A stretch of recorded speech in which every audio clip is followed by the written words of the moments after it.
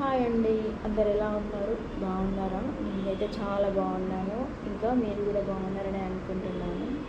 ఇంకా ఈరోజు తెలంగాణ స్టైల్ సర్వపిండి చేస్తున్నాను ఈవినింగ్ స్నాక్స్ కోసం. ఇంకా సర్వపిండికి 2 కప్పుల బియ్యం పిండి, ఉప్పు, కారం, శనగపప్పు, నువ్వులు, జీలకర్ర, కరివేపాకు, ఉల్లిపాయ వేసి అన్నీ కలిసేలా కలుపుకోండి.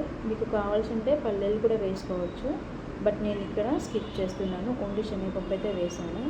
ఇంకా దాని తర్వాత కొంచెం వాటర్ యాడ్ చేస్తూ పిండిని గట్టిగా కాకుండా మెత్తగా కాకుండా మీడియం రకంగా కలుపుకొని పక్కన పెట్టుకున్నాను.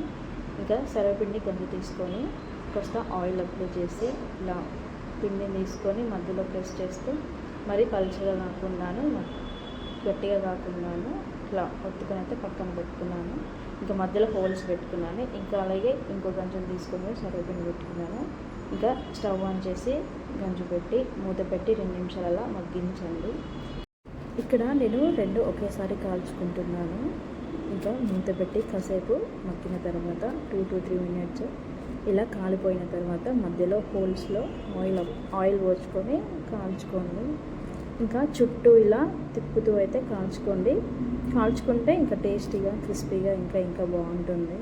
ఇంకా మీలో ఎంతమందికి చేశారో పిండి కింద కామెంట్ అయితే చేయండి. ఇలా అన్నీ 2 కాల్చుకున్న తర్వాత మూత పెట్టి హై ఫ్లేమ్లో 2 మినిట్స్ అలా కాల్చుకొని పక్కన పెట్టుకోండి. ఇంకా చల్లారిన తర్వాత ఇలా తీస్తూ ఉంటే వచ్చేస్తుంది. కావాల్సి ఉంటే మీరు ఇక్కడ పల్లీ చట్నీ అయితే కూడా సర్వ్ చేసుకోవచ్చు. నేనైతే ఇక్కడ ఆనియన్స్ అయితే సర్వ్ చేసుకుంటున్నాను. ఇంకా